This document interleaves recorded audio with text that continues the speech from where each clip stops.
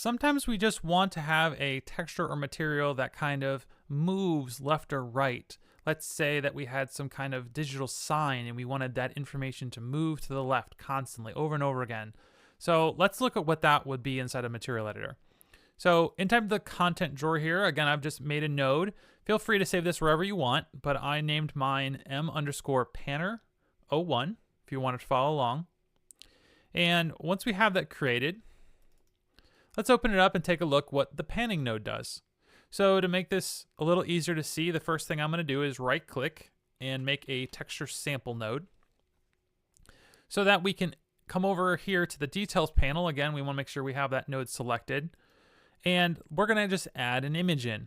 So I'm going to add in this AIcon green, but feel free to add any kind of image you want. And we're going to plug this into the base color. And at first, if I change my preview cube, we're going to notice that this isn't doing anything. It's not animating. It's not moving across. So let's look at the panner node. So let's right click, type in panner, and we're going to add this node. And what we're going to notice is that if we feed the output of the panner node into the UVs, at first, nothing is going to happen because this node is looking for a speed in either the X or the Y direction. So let's come in here to the speed and just type in 1. And what you'll notice is that our object is now panning in the left, right to left. Now, if we come onto this side, we'll notice it's the same. Now, if we type in a negative value, we can actually get the panning to go the other direction. And if I save this and I apply it to, say, my mesh, just for fun, we'll now have a texture that is panning across our object. And we could even do this, let's say, like on the monitor here, just to be a little fun.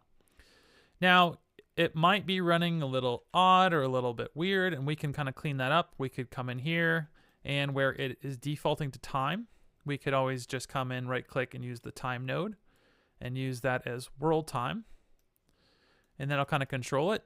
And, or if we don't want to use that, what we can do is we can say, okay, what's the time, how fast we want this to spin? Maybe this is not moving at the rate we want, even though we have our speed here. But what we could do is take time, and we could multiply time. So multiply, and we can multiply this by like a small number, like by 0.1. Put that into time. And you'll notice now, even though we didn't mess with the speed variable, we slow down how time is fed into this node. Again, this isn't really necessary to affect it, but I just wanted to make that be known. Now, let's say that we didn't want to have to write our values for speed into these little XY areas right here. Let's say that that's kind of hard to do, or we wanted to expose it later with some of the more advanced techniques. What we can do is we can right click and type in constant2vector, and we can actually just plug this straight into here. And why does that work? Well, because you can see that speed is looking for two components, an X and a Y. If we made just a constant value, just a single value, and plug it in, you'll notice that that works also. And you might be asking yourself, well, why is that possible? Well, what it's going to do is, if we plug this in, it's going to set whatever is in the value here to both X and Y. So if I do this and then I type in 4, you're going to notice that it starts to move on a diagonal, which is also something we could do here.